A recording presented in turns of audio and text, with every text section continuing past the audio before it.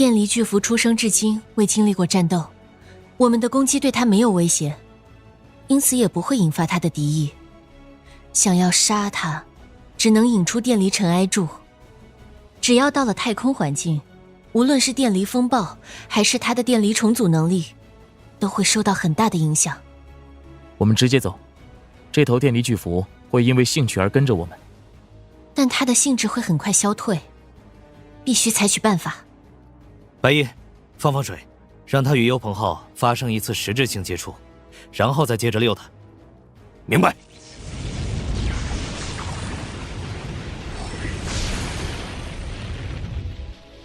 一次撞击护盾耐角度只下降50点，很快就能恢复完整。再次确定了以幽鹏浩的防御能力，电离巨蝠对我们的威胁确实不大。我们已经抵达了电离尘埃柱的外围。不好，他想要放弃了。到了这里还想走？发动战争枷锁。在战争枷锁所链接的目标越多，能级越高，形成的束缚力场越强大。虽然眼下只有幽鹏浩一艘战舰与电离巨蝠相链接，幽鹏浩实际等级超过75级，甚至很多战列舰都达不到这种战力等级。电离巨蝠想要轻松挣脱战争枷锁的束缚，没有那么容易。不过电离巨蝠的等级自然也不低，甚至还在幽鹏浩之上。毕竟他那庞大的身躯以及星兽亲和游离宇宙能量的得天独厚优势，使得他先天就具有很高的能级，但想要挣脱依旧需要时间。电离巨蝠的能级在迅速上升，海量的电离辐射正在聚集，即将产生远超之前的超级电离风暴。大量的电离物质被这场超级电离风暴所裹挟，有可能会形成新的电离辐射区域。这种层次的冲击，哪怕拥有黑洞巡游者不朽奥秘，幽鹏浩的护盾耐角度依然以超过150点每秒的速度在下降。100点再生速度挡不住下滑的趋势，同时支撑动力与护盾紫色品质的东风反物质引擎甚至都有些撑不住了。引擎超频，损伤2%，不朽奥秘依旧在发挥作用，可还是有些撑不住。使用原点对东风反物质引擎进行修复，这种时候就是要一口气撑到底。已经距离电离尘埃柱的边界不远了，更何况幽鹏浩远没有到生死关头，最糟糕的结果也不过是解除战争枷锁的束缚力场，放弃这次猎杀行动而已。我们赌得起。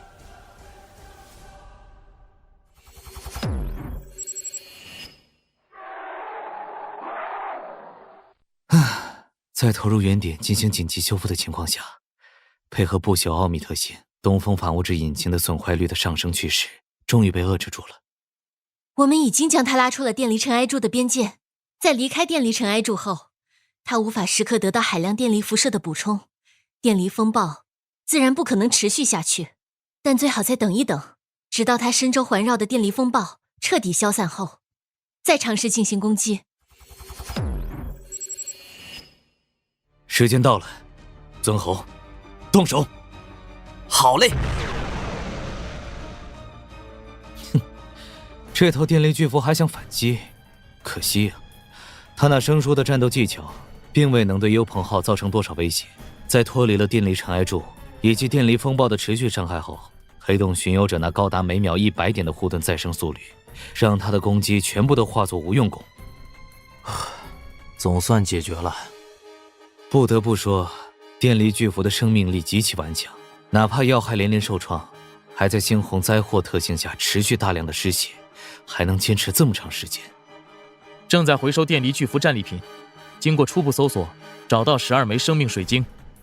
很好，不愧是在电离尘埃柱内纵横无敌的霸主7级星手。他体内那漫长时间积蓄下来的海量生命力，在根本没有天敌与对手存在的情况下，没有一丝一毫被浪费掉，全都转化成生命水晶这种珍宝。最后统计下来，这一只电离巨蝠体内所蕴含的生命水晶数量，竟然还在上次异空间战场那只聚合了族群生物能量场的星猎鹰首领之上。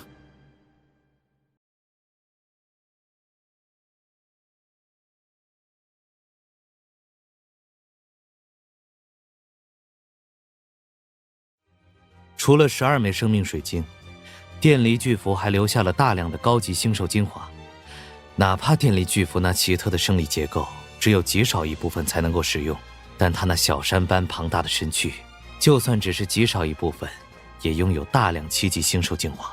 在高鸾琴那最朴实无华的烹饪之下，最大化地保留了其中的精粹。我跟周太在连续吃3天后，都突破断体术高级1级，晋升到2级。根据勘探结果，我能肯定，这处电离尘埃柱内的电离巨符数量远不止1只。那就先增强发现电离巨符的能力。消耗3000元点，15枚钛晶，15枚生命水晶，以及5枚终极能量结晶，强化深渊之眼。深渊之眼成功强化到等级5。不仅探测范围与精度大大增强，就连吞噬探索者巡天雷达获得的灵性视野范围，竟然也有提升了不少。这些特性在被深渊之眼吞噬后，依然具备可成长性，而且成长数值还不低。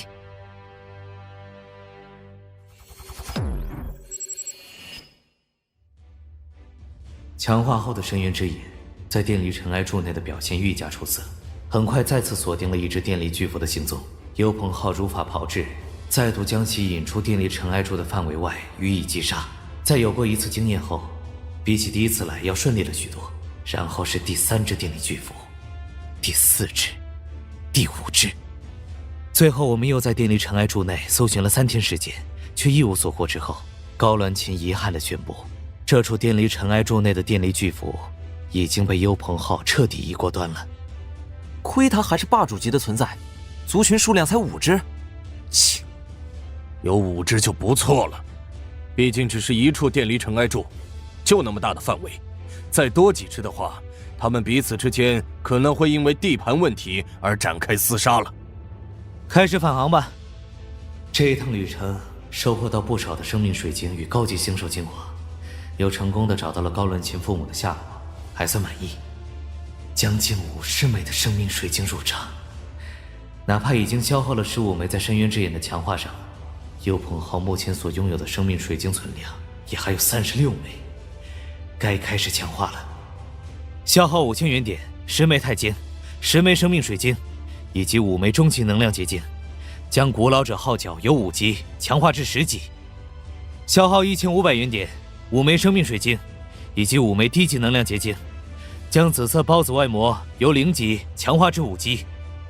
特效伪装生命的效果增加了10%，同时其对寄生生命入侵的防御能力也从3级提升到了4级，这是一个质变。不过这3件舰载模块都完成强化后，幽鹏号的战力综合评定等级终于提升至27级。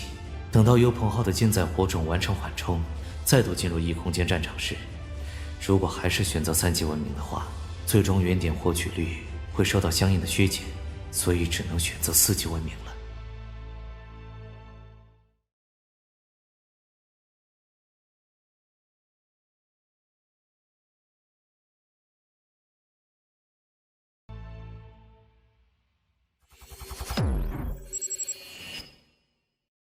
这次异空间战场风平浪静，原本我们是卯足了劲儿，准备第一次正面对上4级文明的，结果幽鹏号遭遇的只是一支4级星际文明的勘探舰队而已。区区10艘战舰，幽鹏号甚至没有动用到任何一门主炮，直接副炮传射，便将这几艘属于4级文明初级阶段水准的战舰直接打爆了能量护盾，连同舰体一并被打成筛子。算是完成了一个小小的测试。能量护盾技术是4级文明的分水岭，有了能量护盾的4级文明战舰，虽然还是无法匹敌幽鹏号，却已经足以应对超新星爆射炮的一发攻击。按照这种趋势下去，如果超新星爆射炮没有投入大量资源，多强化几级获得一次质变的话，也许曾经那种一炮灭掉一整支舰队的场景，很可能短时间内不会再出现了，起码也要2、3炮。一门金色品质的大范围杀伤性主炮，在短时间内找不到更好的替代品。趁着眼下原点与钛晶的储备还算充足，该投入的还是要投入的。消耗12500元点，50枚钛晶，以及10枚终极能量结晶，将超新星爆射炮由5级强化至15级。原点消耗倒还好，终极能量结晶也能花钱购买，只有报警的钛晶储量，这玩意儿有钱也买不到啊。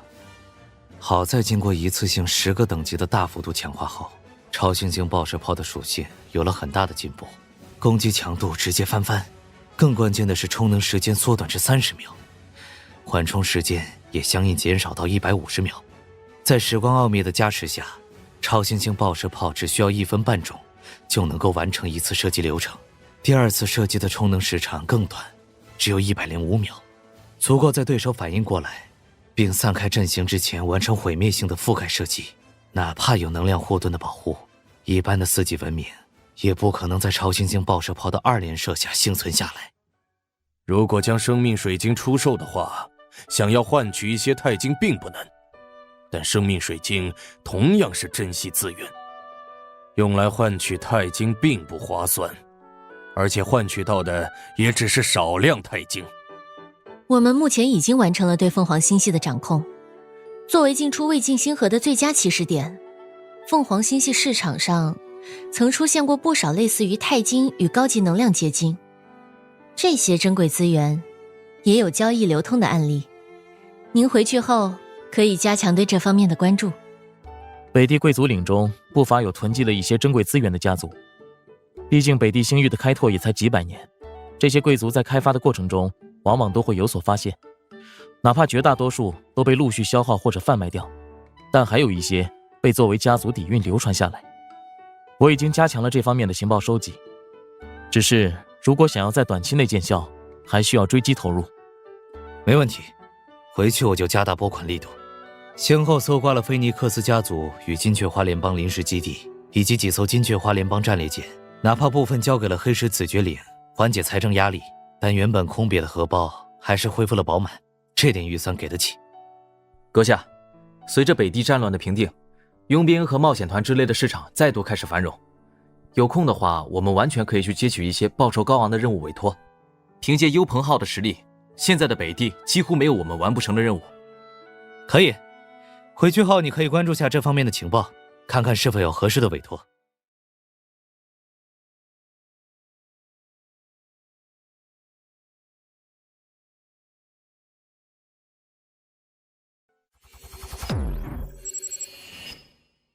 10月9日，幽鹏号返回凤凰星系。随着领地的扩大，太过偏僻的黑石星系已经不适合再作为黑石子爵领的首府，更加繁荣且需要长期保持主要舰队驻守的凤凰星系成为更合适的地点。在凤凰星系内的梧桐星上，一座更加宏伟也更加壮丽的黑铁之堡正在建设当中。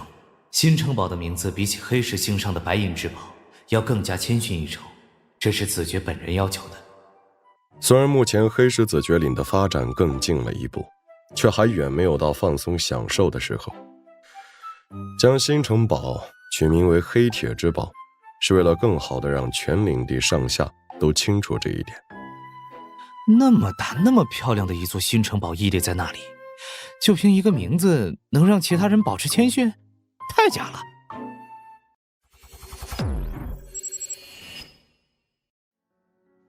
林小龟让我抽空到北方要塞去一趟，领取皇家巡天学院的入学通知。一直以来我就希望能够获得关于火种战舰的系统性学习，为此在上次与林小龟讨论奖励问题时也提到了这方面的要求。但皇家巡天学院的教学计划安排不可能为了我独自一人开课呀。这次深入魏晋星河进行狩猎，还特意控制了时间，眼下才10月初，皇家巡天学院的入学通知就已经到达。这所紫金王国内的最高学府果然效率一流。不过只是入学通知的话，其实直接送达黑石子爵领就好，不至于要让我亲自跑一趟。对了，那份金色品质的5级生物净化液，上次虽然曙光女神号遇袭，再加上探索无功而返，但我还是成功的借助这个契机，将那份金色品质的5级生物净化液以战利品的名义进献给林小龟。近期内将会交易给西顿公国的那位老大公。距离林小龟离开北地星域返回首都星系已经过去2个月左右的时间了。这段时间我都在魏晋星河内，没办法和林小龟联系。现在让我前往北方要塞，别人或许会以为这是长公主殿下要借此机会对这位崭露头角的黑石之虎施以恩惠，进行拉拢。这绝对是林小龟的暗示，应该是那件事已经办妥了。那份金色品质的5级生物精华液所交换回来的物资，多半已经抵达北风要塞，借着领取入学通知书之名，顺带交付给我。回来的路上我还在发愁，通过什么渠道去获取这些珍贵资源，结果瞌睡送枕头，林小龟就来了这么一出。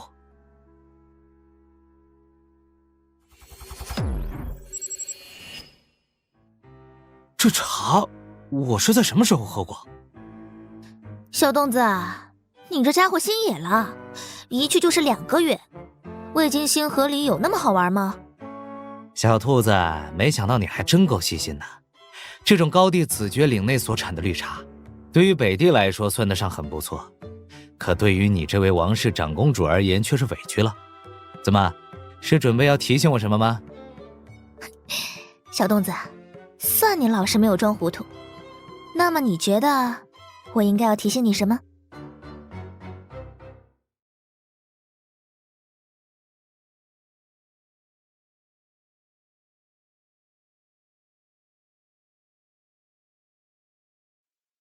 随着舰上人员的增多，U鹏号上的一些非保密消息难免就传播了出去，比如高鸾琴。不过正常的舰组成员，我有什么好避讳的？另外，我喝茶的次数并不多，按记忆中的信息，这种绿茶是在矿星上，跟着秦万里第一次到丽水山庄，也是第一次见到高鸾琴时所喝的那种茶叶。简单说，小兔子吃醋了。高鸾琴是我作舰的核心舰组成员之一，承担的是生物学、植物学双系顾问，并兼任药剂调配师的岗位。他之所以接受我的邀请，是因为在某次魏晋星河内遇险时恰好被我救下，欠下人情。至于我们私人之间，只是上下级关系，不涉及任何男女之情。小兔子，我知道你生长在王室，可能见过许多蝇营狗苟的事情，对一些事情比较敏感，但在这件事情上面，我们必须要有信任的基础。高鸾琴登上你的坐舰，成为舰组成员，这种事情任何女人都会在意，我也一样。但我相信你，王栋阁下当然不会欺骗我这种小女子。小兔子，以后咱们之间不搞这套，有话就说，有疑问就问，我不会欺骗你的。当然，你也不要玩什么善意的谎言那一套。知道了，知道了，一句话说好几遍。你是不是更年期提前了？鄙视你啊，小洞子！女人这种生物，她跟你讲道理的时候不听都不行，回头你想跟她讲道理的时候……唉，西顿公国那位老大公敞开了国库，让我随意挑选。哇塞，我差点眼睛都看花了。鬼知道我用了多大的毅力，才放弃把那份生物精华液贪污下来的念头。按照小兔子你的人品，怎么可能会做出那种事情呢？哼，你的赞美我就收下了。另外，这是这一趟行程的报酬清单：200枚钛晶，6枚高级能量结晶，3枚生命水晶。很好，钛晶和高级能量结晶我收下，生命水晶你留着。只有西顿公国这种国家才能换到大量的钛晶与高级能量结晶，也多亏林小龟的身份，才让那份5级生物精华液卖出这么个好价钱。你就不用退让啦，你的高级异能很需要生命水晶，但你的异能使用代价绝对比我的更严重。陈德统透露过林小龟的异能应该是时间系的高阶异能，在与舰载火种深度融合后，能够预测到战场上至少未来30秒内发生的景象。高阶时间系都是与作舰的舰载火种配合时才能生效，凭人类的肉体根本无法支撑消耗。我的异能是进入异空间战场，1个月1次，负担不大，但林小龟需要在短时间内连续多次释放，消耗肯定极大，否则星门战役后他也不会休养那么长一段时间。这次深入魏晋星河狩猎，我也获得不少生命水晶，这份你就放心收下吧。我知道王室肯定不会亏待你，但这是我的心意。那我就勉为其难收下了。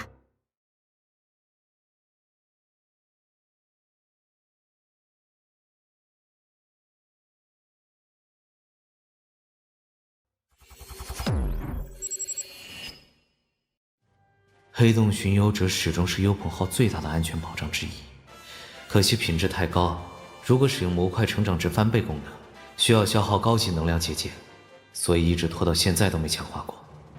消耗3500元点，20枚钛晶，5枚高级能量结晶，将黑洞巡游者强化至5级，耐久度提升到27000。这种恐怖的成长性，不愧为红色品质。护盾的恢复速度也增长到原来的3倍，防御属性提高到 85%， 还有第2项特性吞噬者，50-180年攻击强度以下的攻击。这5枚高级能量结晶没有白费。王栋阁下，请在11月11日抵达位于首都星系的皇家巡天学院报道。如果无法自行赶往学院，请尽快提出申请，学院将会安排舰船将新学员接往学院。这个是皇家巡天学院的入学通知。指挥官专业可以携带不超过10名的舰组成员进入皇家巡天学院进行旁听学习。这个专业的学员仅限于拥有自己护重战舰的舰长，往往是我这种已经有了一定的成就却又需要进一步深造的社会人士，不仅学费高昂，入学的门槛也不低。王栋阁下，我一直监视的钟晓彤终于有离开北地星域的迹象。经过长时间的蛰伏，钟晓彤终于离开了北地星域，进入魏晋星河。他的坐舰是一艘20级的驱逐舰雪峰号，并且这附近还有好几艘舰船也在进行跟踪。雪峰号进入虫洞，探测雷达无法检索到其信号。他们明明知道有人在跟踪，却不做出任何反应，这是在展现实力。这种人造小型虫洞的能力，就是一种无形的威慑。不过我的星际猎手之冠的追踪导标，可是牢牢锁定你的位置。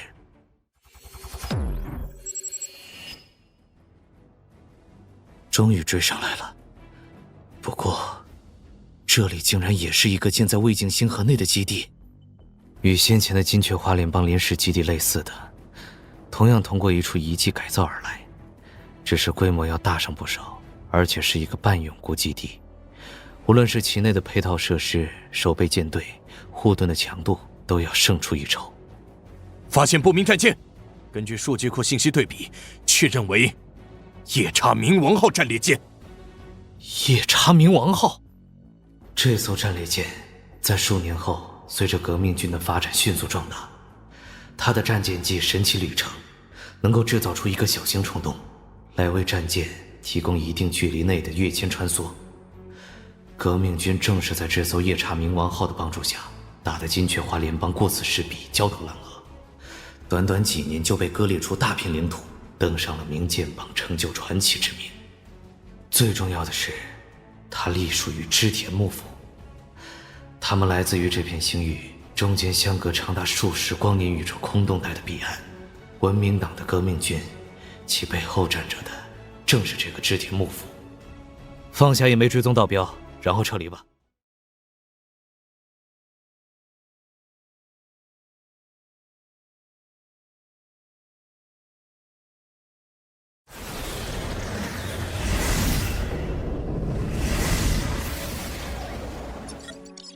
自由号曾是哈洛克文明的巅峰战力，死亡阴影级特殊战舰中的一员，应用了特殊科技，能够支配暗物质能，拥有近似于不死不灭能力的自由号，在数百年的服役期间，与其他3艘死亡阴影级特殊战舰共同为哈洛克文明立下汗马功劳。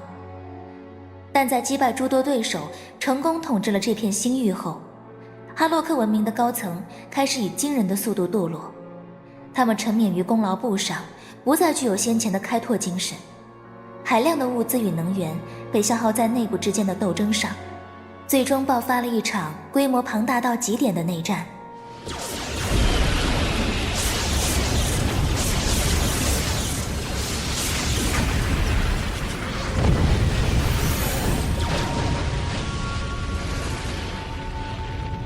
大量的哈洛克文明战舰在内战中坠毁，哈洛克文明的顶级战力4艘死亡阴影级特殊战舰也被卷入这场内战中。经过最激烈的战斗后，自由号成为最后的幸存者，另外3艘坠毁在母星上的死亡阴影级特殊战舰，其泄露出的暗物质能污染了整个母星，曾经繁荣美丽的星球沦为暗物质能污染的地狱。哈洛克文明经此一役损失惨重，各方势力重组了联邦议会，正式成立了哈洛克联邦。但战争并未结束一切矛盾，冲突仍在继续。自由号的船长阿卡迪亚痛定思痛后，立誓要改变这一切。他致力于推翻哈洛克联邦议会的统治，以解放哈洛克文明的大众为己任。他战斗了100年，给哈洛克联邦制造了数不清的麻烦。但随着时间的流逝，船长阿卡迪亚走到了生命的尽头。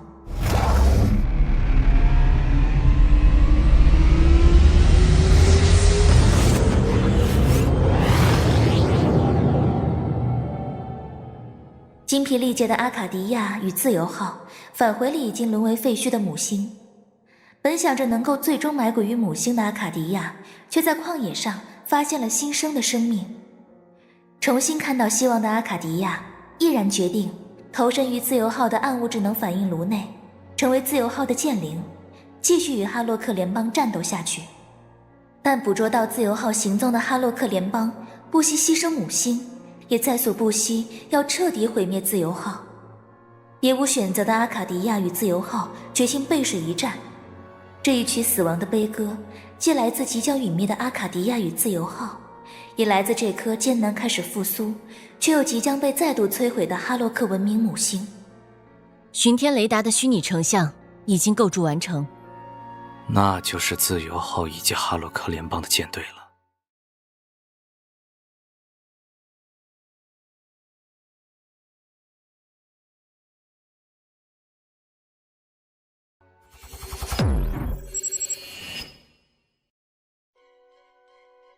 你们还在执迷不悟吗？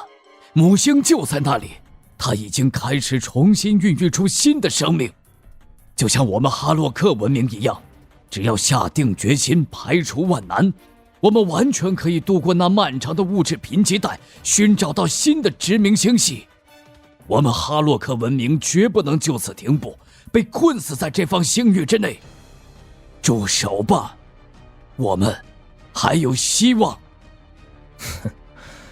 母星孕育的是新的生命，而非是我们哈洛克文明。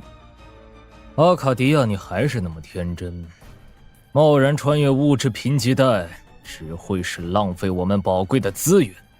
就算侥幸成功穿越，最大的可能也不过是招惹更强大的文明。交出自由号与它的暗物质能反应炉，让我们充分的拆解研究它。只要能够成功研究出暗物质能的技术，我们哈洛克文明就能永存下去。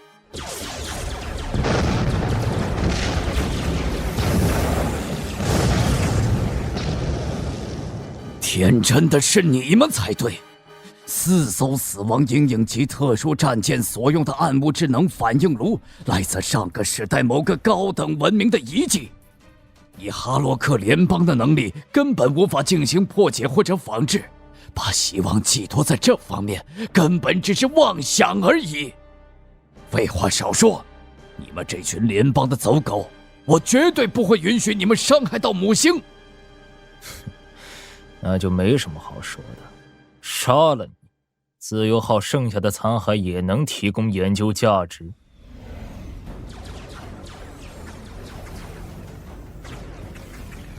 这艘战舰的强度挺高的，独自面对整支舰队的火力，竟然还能稳步前进，并且一门金色品质的主炮，诱惑力有点大呀。阁下，我们该动手了，否则万一有什么闪失的话。别急，好戏才刚刚开始。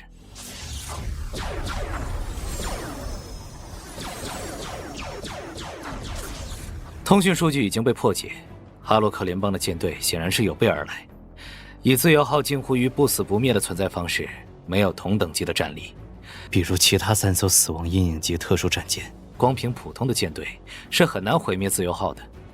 拥有暗物质能反应炉的自由号，其生存能力实际上远超4级文明的水准，但舰队中间的那艘飞船上所搭载的阳电子冲击炮同样来自高等文明遗迹。应该就是因为这门武器，哈洛克联邦议会才敢制定针对自由号的毁灭计划。哈洛克联邦舰队采用的是层层阻击、紧密围困的战术，但自由号所具备的暗物质能护盾，使得它能够最大程度地免疫掉普通属性的攻击。不错，暗物质能护盾对于普通属性攻击的强中和效应，以及暗物质能反应炉极端充沛的能量输出功率，是自由号近乎不死不灭的最大依仗。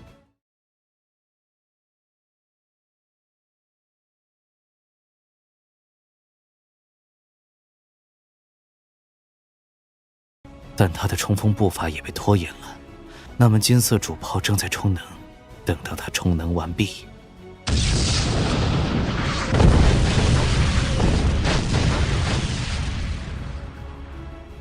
阳电子扩散炮效果确认完美，自由号受创，计划执行正常。阳电子扩散炮后撤，准备第二发攻击，全舰队按照预定方案执行。自由号这个不死不灭的恶魔即将被我们摧毁。暗物质能护盾也挡不住这门主炮的攻击，威力不错呀。哈洛克联邦竟然真的开发出能够克制暗物质能的武器，难道真的是我错了吗？不对，这种武器一定是和自由号上的暗物质能反应炉一样，来自高等文明的残余。哈洛克联邦那些堕落的政客是不可能有魄力投入巨额资源去进行技术的升级改造，自由号的道路才是正确的。唯有唤起整个哈洛克文明的精气神，由内而外的结束掉内卷，才是哈洛克文明的出路。只要精神不灭，意志不息，自由号就永不停步。真是顽强的意志，只可惜这并没有什么卵用。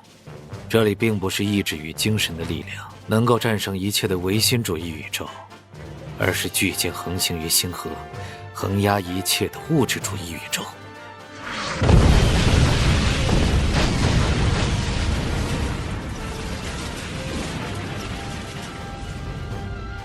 很好，按照计划，工程舰上前回收自由号留下的暗物质能反应炉。指挥官阁下，能够围剿自由号，并回收这尊唯一完好无损的暗物质能反应炉，联邦议会一定会对您的功绩予以最丰厚的奖励。也许下次，我就该尊称您为议长阁下了。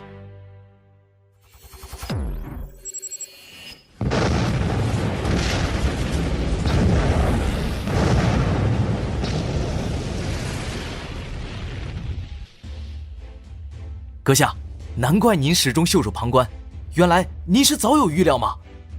不，只是从战场数据分析得出来的一种猜测。仲南应该也想到了吧？这次异空间战场的主题便是自由号与哈洛克联邦舰队的对抗，而根据战场数据分析可以看出，哈洛克联邦舰队中能够出现阳电子扩散炮这门金色品质主炮，那么我们有理由相信，身为高等文明留下的暗物质能引擎的特殊战舰自由号，应该也同样具备生成舰载模块的潜力。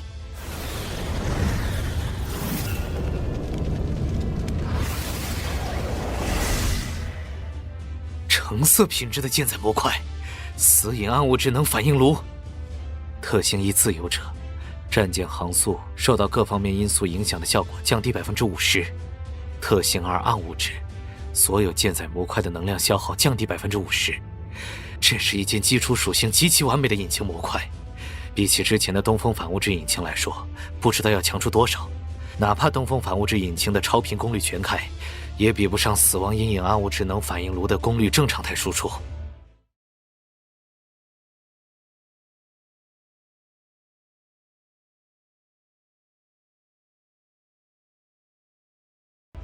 哪儿来的窃贼，竟敢抢夺联邦议会的战利品！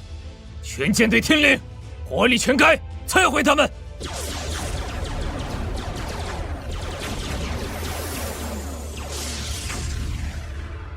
看起来那么凶，原来攻击强度连180点都达不到。黑洞巡游者的属性比起先前足足翻了2倍，来自哈洛克联邦舰队的骑射，也许在没强化的时候还能削减掉一小部分能量护盾的耐久度，可在强化后，他们的攻击在吞噬者特性的作用下，直接被黑洞巡游者无视了。指挥官阁下，不明战舰的能量护盾无视了我们的炮击。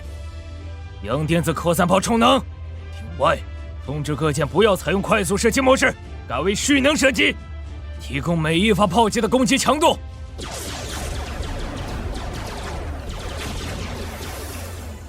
猴子，瞄准点，别打歪了。废话，老吴你把舵把稳，我就绝对不会打歪。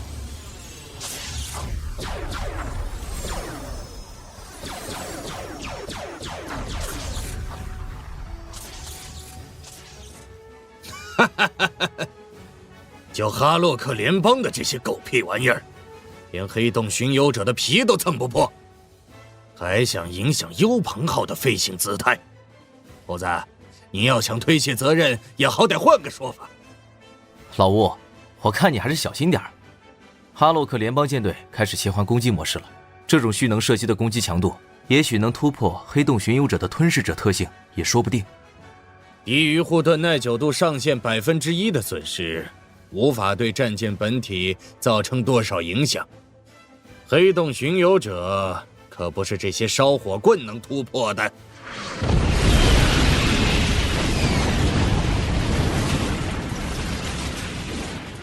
已击中敌舰引擎，判断为丧失行动能力。进行撤离，阳电子扩散炮等下再来取。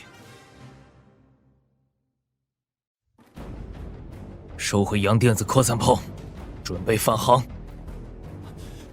可是那艘战舰，听我命令，马上返航。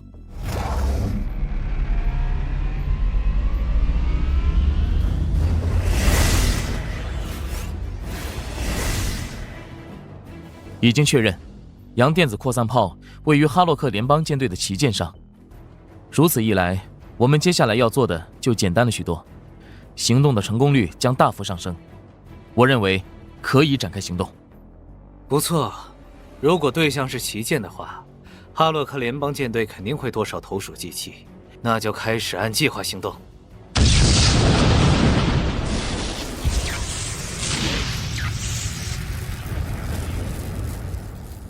战争枷锁成功捕获敌方旗舰，又是那艘神秘战舰，他在做什么？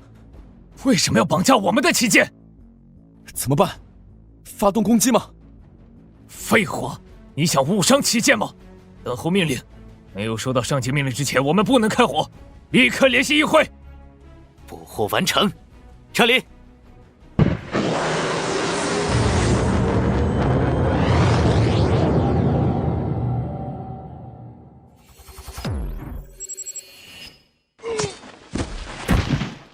报告，已完成镇压。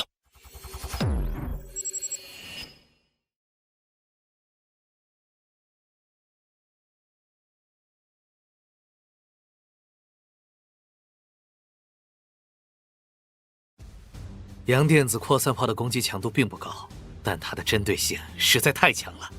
烈阳特性对附属性无视防御，简直是最大的克星，3倍伤害，遇神杀神。将他们全部摧毁，一个原点也不能放过。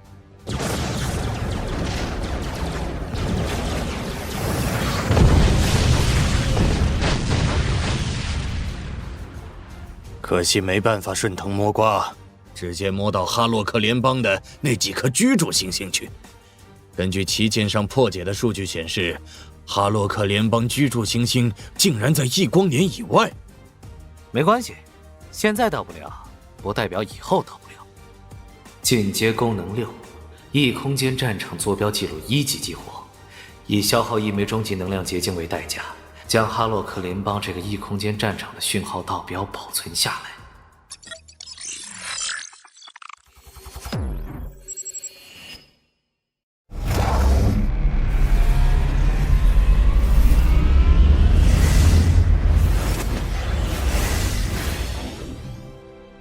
首都星系共有8颗行星，全部都是居住行星。皇家巡天学院就位于首都星系紫金王国的心脏区域，但它并非设立在首都星系内的某颗行星上，在首都星系的最外层轨道上建造着一座巨型太空堡垒。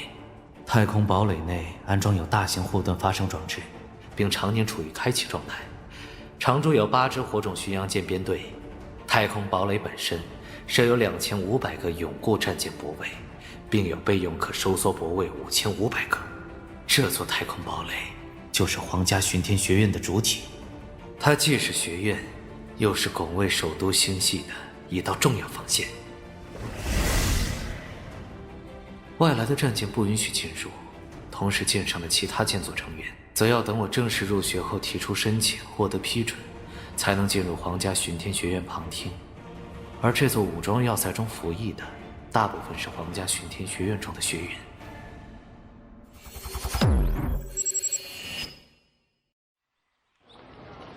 学弟你好，欢迎来到皇家巡天学院。这本简介里有不少干货，有空的话可以认真看看。谢谢。皇家巡天学院简介，有点意思。整座巨型太空堡垒竟然全部属于皇家巡天学院所有。除开外围这些武装要塞作为保卫力量外，太空堡垒内部还设有多层的船坞，可以收容大量的火种战舰。永固泊位加上临时泊位，最多时可以一次性投入超过8000艘火种战舰。这巡天学院的力量有点恐怖。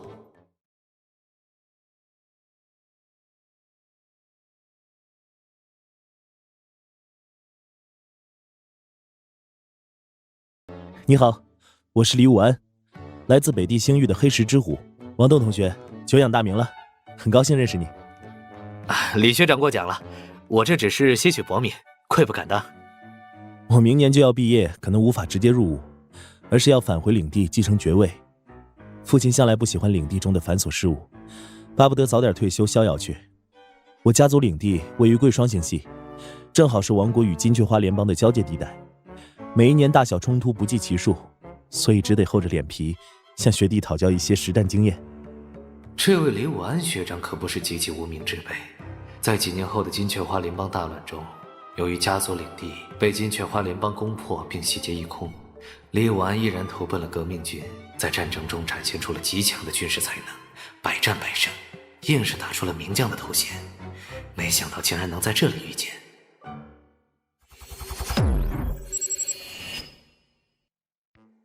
王栋同学果然是位敞亮人物，你的这些经验我多有受教。这个朋友，我李武安交了。皇家巡天学院说大不大，说小却也不小。王栋同学但凡有什么人生地不熟的麻烦，可以尽管来找我。你们这届的指挥官专业所招收的学员，堪称是人才济济。既有王栋同学你这位北地黑石之虎，又有南疆的苍青之龙叶浩，还有不少都是在战场上证明过自己的舰长。真是期待你们到时候激烈碰撞下迸射出的火花。武安学长，指挥官专业的教学方式和普通专业是有什么区别吗？王栋同学在入学前没有了解一下皇家巡天学院的指挥官专业吗？入学简介里面应该也有才对啊。这段时间实在太忙了，既要深入魏晋星河狩猎探秘，又要追踪钟晓彤，还要进入异空间战场等等，算得上是诸事繁多，还真没有特意去了解一下指挥官专业。不过这专业能有什么不同？指挥官专业招收的学员与一般专业完全不同，最起码也都是有自己的坐舰，经历过异空间战场洗礼的舰长。对你们当然不可能按照一般的学院那种教学方式来对待，否则岂不是会砸了皇家巡天学院的招牌吗？对于指挥官专业，一切教学都以理论联系实际为主，在尊重基础的根本上鼓励创新，鼓励竞争，在与同届学员乃至往届学员的竞争中不断地提高自己，充实自己。这才是皇家巡天学院的指挥官专业门槛一年比一年高，却依然被所有火种战舰的舰长趋之若鹜的真正原因。这不就是竞争教学？只是这种方式肯定会不断的应用各种手段，让学员们主动或者被动的参与到竞争当中。别担心，你不想竞争同样能安稳进修，学院从来不强迫任何人。只不过今年你们这一届里来自其他国度的交流生也不在少数，等你对指挥官专业了解的更多后，我觉得你很可能主动参与到竞争之中。黑石之火可不是安于平凡之辈。王栋同学，我就送你到这里了，接下来的流程需要你自己完成，有什么问题可以随时和我联系。对了，记得务必和舍友处好关系。这就是皇家巡天学院，紫金王国的最强学院。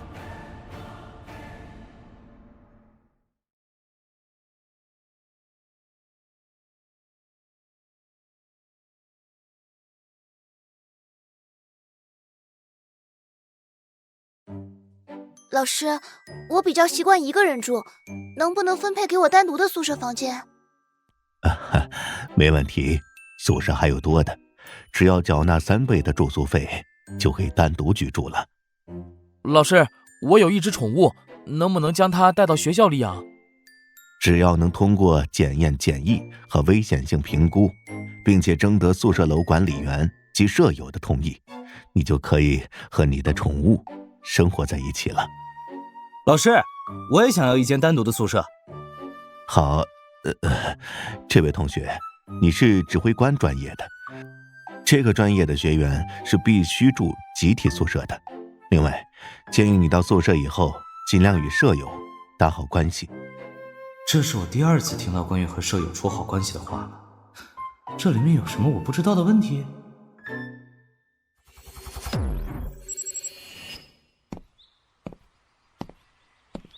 指挥官专业校区10086宿舍，就是这里了。独栋别墅，还配备星域网链接舱，所有的日常用具都是崭新的，档次也不低。这宿舍条件不错嘛。这份新生指引以实体书的形式，而不是更加便捷的电子文档。这个指挥官专业似乎不像我之前想象的那么简单。根据上面所述，学院采取的是学分制和考核制并行制度，并通过各专业的考试，可获得高低不等的学分。学分满足要求，即可参加升级考试。每次考试都有晋级体系，10年内达到第6级可申请毕业。如果能够通过8级以上的考核，即可获得优秀毕业生头衔，奖励一份火种战舰购买凭证。这是紫金王国的平民们晋升阶层的最佳方式之一。当然，这些优秀毕业生必须为紫金王国王室服役至少100年时间，而指挥官专业则更加复杂。指挥官专业招收的学员都是火种战舰的舰长，每名学员入学前都要缴纳高额的学费。还好我的入学资格属于奖励，由王室买单，否则以黑石子爵领明面上的资产，真的不一定出得起学费。入学的前2年会安排诸多竞争，决出综合排名，排名前列的能够获得大量的物质奖励，包括高品质的舰载模块、各种珍稀的资源，如钛金等，还有一些轻易不对外开放的特权等等，还能获得大量的声望，堪称名利双收。对于排名靠后的也没有什么惩罚，只是难免名声不好听一些，容易被别人当作垫脚石。但既然能付出如此高额的学费来参加指挥官专业，又有多少学院会甘心落于人后，与那些珍贵而又丰厚的奖励擦肩而过呢？这里面排名靠前的一些奖励，哪怕是我都忍不住心动。李武安之前说的没错呀，这个竞争，说不得我还真会主动参与进去。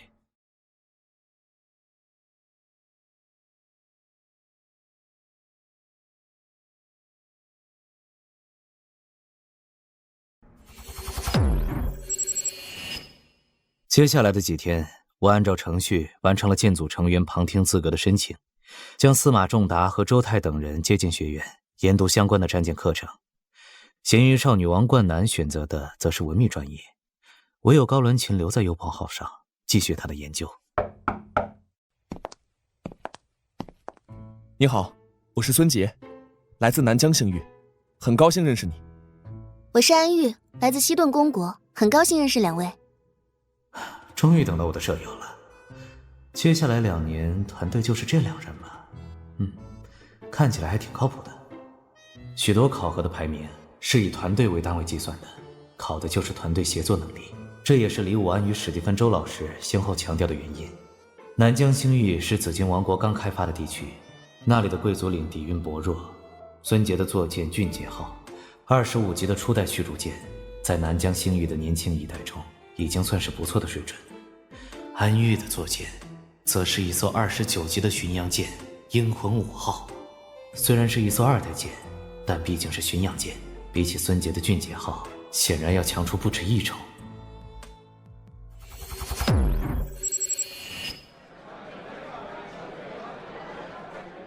本届指挥官专业共有200多名学员，相比起整个皇家巡天学院每年高达数十万的招生规模，指挥官专业的生源数量只能算是九牛一毛。指挥官专业报考的都是火种战舰的舰长，并且还需要战绩考核以及极度高昂的学费，也让许多底层的火种战舰舰长望而生畏。一届能够招收到超过200名学员，已经是很难得的事情了。但200人并不全是自主报名的普通学员，其中有40名由紫金王国的王室支付费用，作为军部的定向委培人员，还有1/10左右的留学生，基本上来自于紫金王国较好的国度或者实力够强的中立国度，剩下的才是紫金王国内的贵族以及极少数平民阶层学员。大家好，我是指挥官专业的教学主任彭孝公。好犀利的目光，这是精神力极度强横，甚至行险于外了。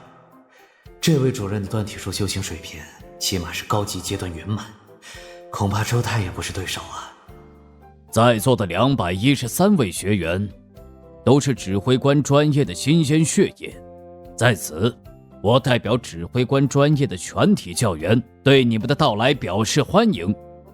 每一届指挥官专业新生入学时，教学主任都需要进行一次讲话，这不是官方程序，而是出任教学主任留下的潜规则。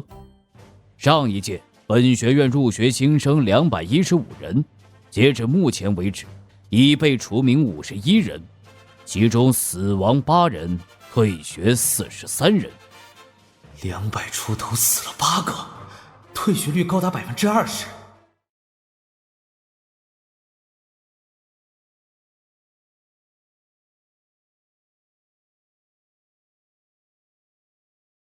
指挥官专业要培养真正的精英，真正的精英从何而来？他们是自血与火之间诞生的，每一步的晋升走的都是血火之路，能力差的、觉悟不够的，甚至运气不好的，都有可能面临灭顶之灾。所以奉劝台下诸位，如果没有做好准备，我允许你们在1个月之内申请退学，学院并退还全部学费。这里的竞争性可能还超出我之前的估计。我本来只是想找个系统学习火种战舰相关知识和技能的地方，为什么感觉像是遇到了那种专为主角的崛起而设立的特训机构呢？现在由上届指挥官专业的优秀学员李武安对本专业的教学方针和教学方式做一个简单的介绍。第一，指挥官专业采取的是理论与实践相结合的方式进行教学。我们专业有至少半年的时间离开学院进行实战。第二，在考核方式上，指挥官专业会执行无限淘汰制，每一次的大评定根据理论成绩和实战时的综合评分，未及格者予以强制退学。第三，实战教学存在意外情况，与其他火种战舰冲突交火，或者在异空间战场中遭遇意外，碰到某种罕见的天文奇观，甚至是星空巨兽，这些都是有先例的。去年的我们那届，就在宇宙空洞带游曳时，有幸目睹到一只吞星兽的幼崽。一些学员想上去碰碰运气，试试看能不能狩猎这只吞星兽幼崽。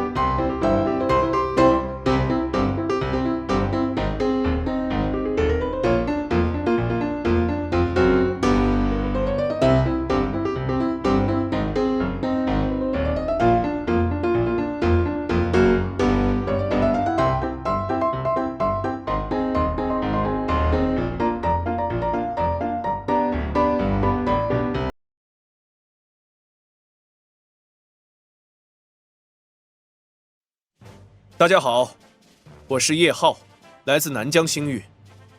在座的各位能够通过严格的录取条件入学指挥官专业，证明大家都是精英中的精英。而在指挥官专业的系统教学和培养下，就算之前存在着一些短板，也很快会得到弥补。火种战舰是火种人类文明的武力象征，也是我们个人改变自身命运的最佳选择。身为一名合格的舰长，敢问哪位同学没有经历过一些危险？皇家巡天学院的指挥官专业，是我们能够接触到来自各地的优秀同辈，改变自身命运的大好机会。我在此倡议，所有学员都尽可能留下，共同进步，争取成为历届指挥官专业中最好的群体。不错，叶浩同学说的在理，本届新生我们一个人也不能少。我孙杰附议，不抛弃，不放弃。叶浩，南疆星域年轻一代中的翘楚，在南疆星域的开拓之中相当活跃，甚至获得苍青之龙的称号，这比我的黑石之虎逼格还要高出一截。哼，叶浩是吧？南疆星域青木侯爵的嫡子嘛。青木侯爵可还没当上青木大公呢，你这就先把谱给摆起来了。苍青之龙，好大的口气！靠着不知道是不是刷来的战绩才混进指挥官专业，就想代表我们所有人。王长年，你区区宫廷贵族出身，刚刚走狗屎运，在北地星域捡到一块封地的暴发户，有什么资格说这种话？叶浩能力出众，在南疆开拓的过程中获得的军功都是实打实的，你这分明是嫉妒，虚伪的小人！呸！我林峰羞于与你此等之辈为伍。开学第一堂课就开始争起来了，不愧是竞争专业。不错，王长年，你就是个小人，自己没有任何拿得出手的东西，只会嫉妒叶浩同学的成就。看在同为南疆星域人的份上，口头支持一下无伤大雅。现在迫不及待跳出来支持，那就是明晃晃的站队了。青木侯爵是南疆星域最强的贵族领，孙杰出身南疆星域，自然希望能够拉上这层关系。只不过现在的宿舍就是一个团体，站队这种行为，是不是要先问过我的意见？哼，哟，这不是南疆的正统土著玉峰伯爵林家的英才吗？如此迫不及待地跳出来，倒是完美地继承了玉峰伯爵的舔狗属性。你这么会舔，玉峰伯爵知道了肯定很欣慰。玉峰伯爵就是这么对青木侯爵的，现在后继有人呢。王成年，要不是长公主殿下兴门一役，打垮了北地蛮子们的反抗决心，就凭你那媚上欺下的家族，也能拿到一块领地。我们南疆贵族都是开拓军功受封，比你这种阿谀奉承，是靠一张嘴上位的渣子，谁才是舔狗，一目了然。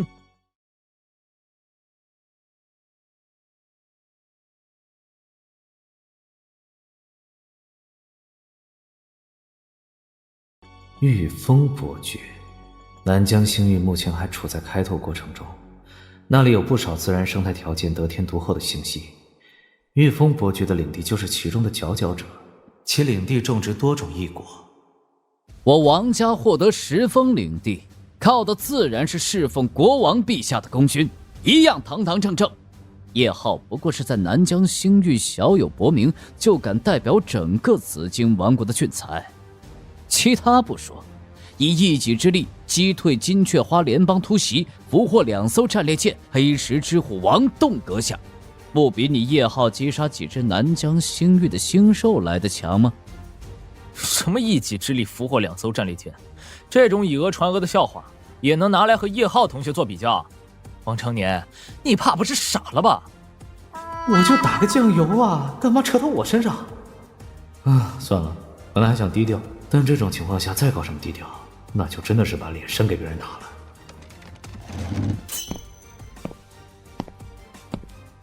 断体术进入高级阶段后，随着对人体极限的突破，精神力逐渐化虚为实，开始具备干涉现实的能力。一个人的气势不再是虚无缥缈，而是切切实实的能够被展示出来。每个人的经历不同，所能够凝聚的气势自然也各不相同。沙场百战，余生之辈；修身养性之辈，可杀人无数之辈；屠戮海量星兽的凶人，种种气势各有千秋。在异空间战场征战，死在我手上的一族岂止千亿，更是覆灭数族文明。这份战绩超过大部分的火种战舰舰长，光这一份浓厚的杀意，就完全足以镇压在场的绝大多数学员。王长年是吧？既然自诩为北地贵族的一员，那就不要把那些蝇营狗苟的东西拿出来贻笑大方了。我们北地蛮子站的是顶天立地，走的是堂堂正正，容不下那些鬼域伎俩。知道了。我们北地蛮子输就输，赢就是赢，从不讳言。所谓的遮羞布，你还是留着自己用吧，孤陋寡闻就少开口。王国内可不是只有南疆星域有星兽存在的。王栋同学，很高兴认识你。林峰初次离家，没到过北地星域，领略魏晋星河的苍莽壮丽，言辞有不当之处，还请多多包涵。我们南疆星域同样是开拓贵族挥洒血汗打下的疆域，希望在接下来的学习生活中，能够与王栋同学成为朋友。叶浩同学客气了，在座的都是精英，能够有幸与各位同学学习进步，是件很幸运的事情。南疆星域的开拓，其意义有目共睹，开拓贵族的荣光，更是永眷人心。叶浩也是不凡，上位者的凛然之气与屠戮生灵的杀意，也是为本文明开疆拓土做出贡献的精神体现。虽然比起我而言，差得有些远。无论你们在外有什么仇恨，但要记住一点，在皇家巡天学院，你们都是同学和战友的身份，竞争可以有，但必须是良性的。所有学员回去后都要好好阅读学校的纪律条例。既然没人想要退出指挥官专业，那么希望在未来2年的学习中，没有人会掉队。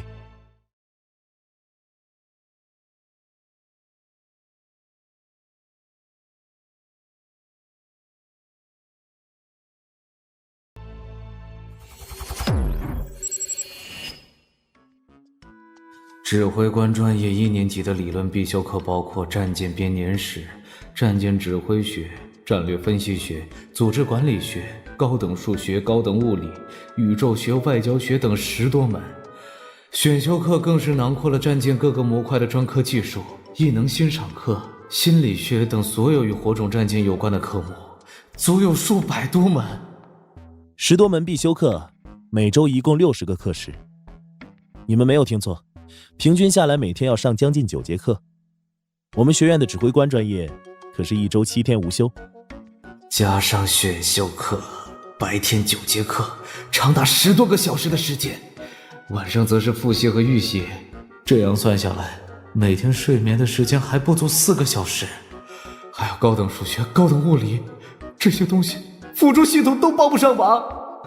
安玉出身侯爵家族，从小就接受精英教育，10多门必修课中超过半数都已经达到能够通过考核的标准，选修课目录中也已经涉猎过不少。至于孙杰，哼，那就只能自求多福了。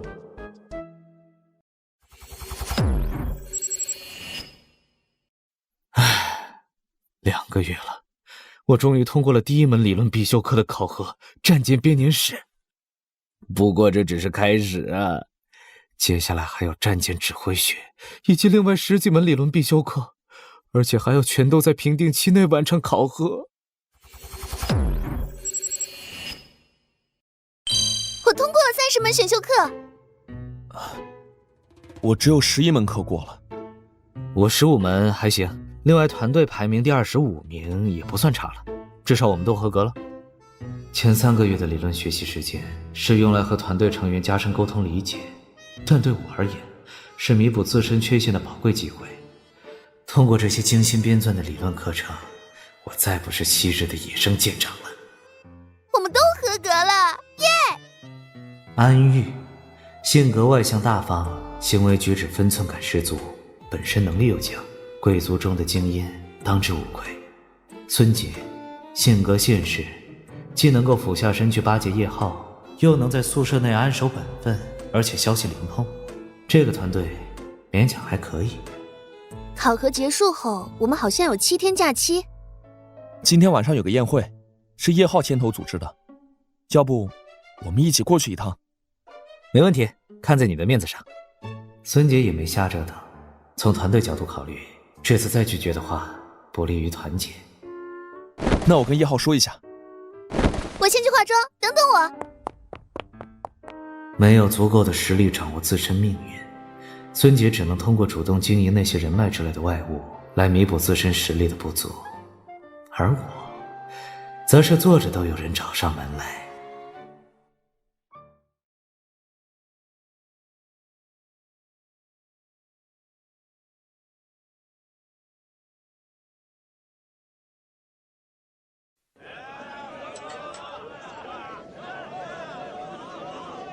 都是血气方刚的年轻人呐。借着这个宴会，用来宣泄这段时间被严格管理所产生的各种情绪。听说了吗？林峰刚刚正式向王长年下了战书，3个月后一决胜负。果然，女人都是八卦的。有什么好比的？我们的排名都是以3人团队模式进行的，就算他们2人肯比，其他队友呢？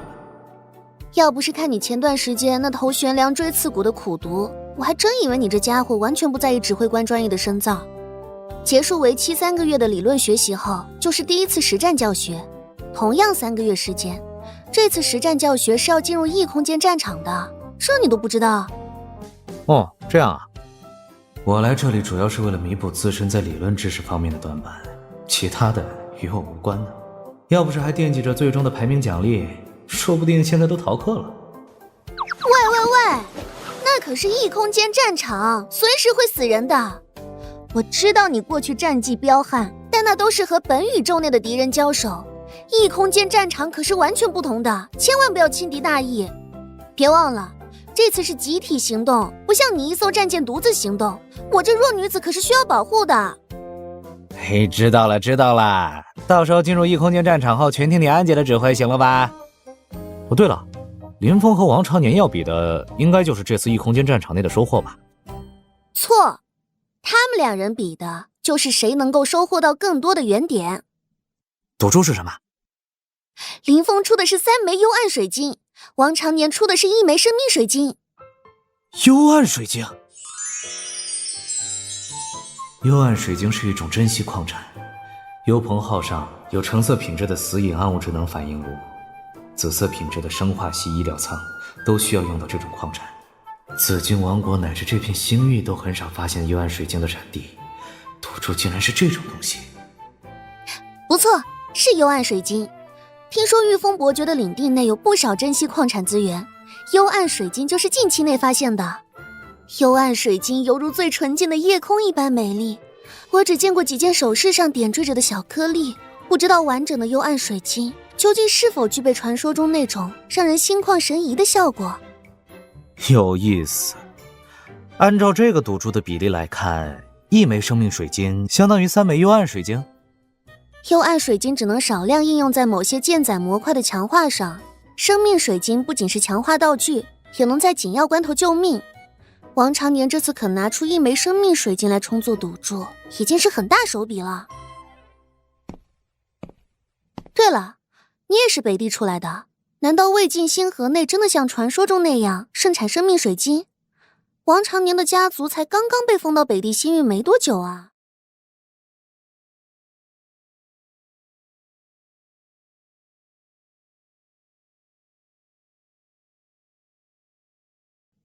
王长年拿出的那枚生命水晶，就是来自北地星域。他的家族之前曾参与到长公主殿下率领的舰队中。北地大公领崩溃后，王长年成功截获了1名原北地大公领的封臣。这位封臣从北方要塞席卷了仓储物资，结果都便宜了王长年。王长年是不是有个兄弟叫做王长喜？名字我倒是没听过，不过你稍等啊，这个消息不难打听到。不错，王长喜是王长年的兄弟，也参加了之前长公主殿下的北地讨伐舰队，只不过以玩忽职守的罪名被解职，目前已经被排除出家族的继承人行列。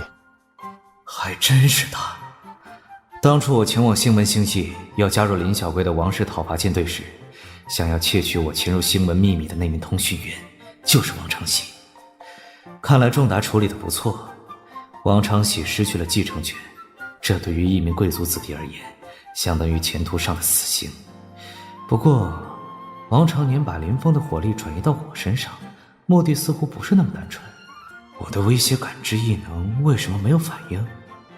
对了，王长年太弱，对我根本没有任何实质性威胁，所以异能当然不会有反应啊。哼，这个幸运异能。对了，他们双方的这次比斗，还要邀请2名足够分量的见证人。林峰请了叶浩，王长年似乎准备请你出面，应该一会儿就会过来了。林峰找了叶浩这位南疆星域的代表，王长年以新晋北地贵族的身份，还这么随意地拿出堪称珍贵的生命水晶作为赌注，他想要干什么？还有最多1天时间，学院论坛上肯定会出现相关的消息，我们也可以去下注。有趣，好久没有这种活动了。王栋，有没有兴趣掺一脚？再说吧，这不是还没找上我吗？安月，等会儿如果出现这种情况的话，要麻烦你帮个忙。王栋，你可远没有看上去的那么老实。还有，你就这么信任我？西顿公国的鲜血蔷薇，至少人品方面无可挑剔吧。再说让你帮忙的事情，你也应该很乐意吧。看在幽暗水晶的份上，王长年如果送上门来，正好能借他做个台阶，否则直接找林峰求购不一定能够成功。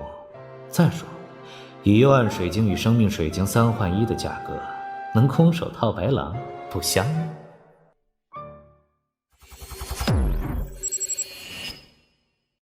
你的要求我拒绝。你这么小的赌注，完全没必要请见证人。阁下是认为我的格局太小？那好，我将拿出15枚幽暗水晶，